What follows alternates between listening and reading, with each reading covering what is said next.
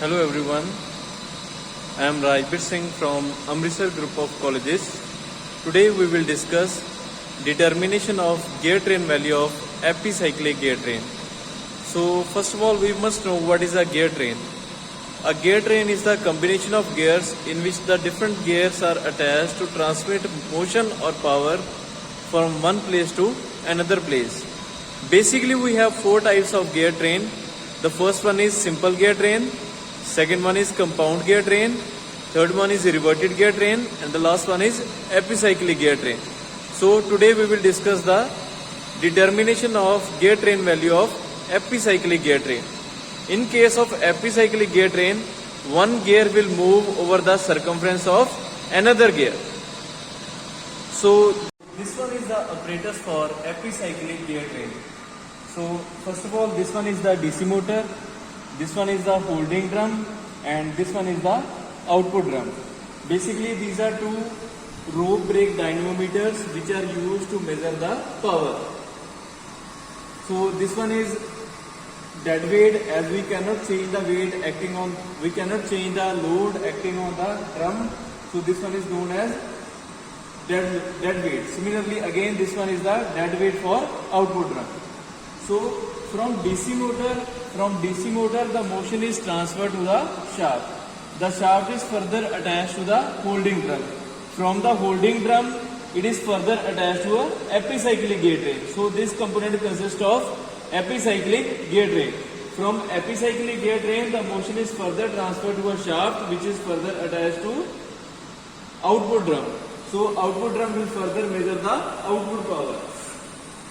So these are two sensors which are used to measure the input speed and the output speed. This sensor is used to measure the input speed. Similarly, this sensor is used to measure the output speed.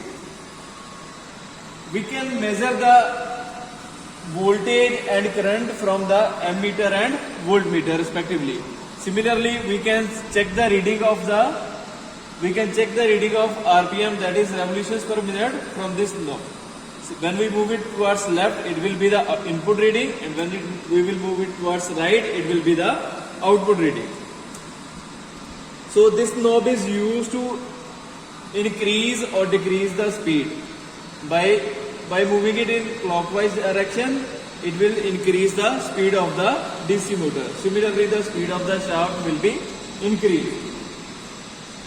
So in this experiment, first of all, we have to set a particular speed. So this sensor will measure the input speed. The input speed is 701. Just wait for a moment so that it will be a constant value. So the input speed is 675 RPM. Similarly, when we move it towards right, there will be output reading. The output reading is 138. Okay, the output reading is 138. So simply we have to apply load on the drum so that its speed will be 0. As it is constant, now we will measure the value of W1 and W2. So the value of W1 will be 625 and the value of W2 will be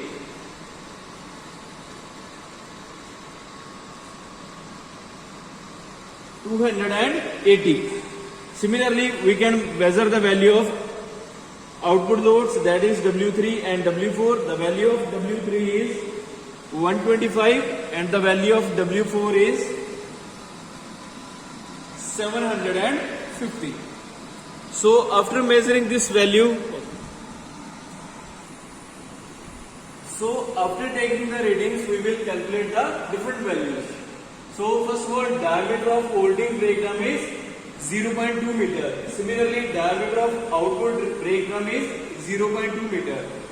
The diameter of rope is 0.012 meter for both the drums, that is for holding drum as well as output drum.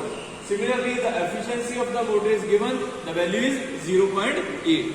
So first of all, we have to find the voltage, then we will have to find the value of current, then we have to find the value of N1, N2, W1, W2, W3 and W4.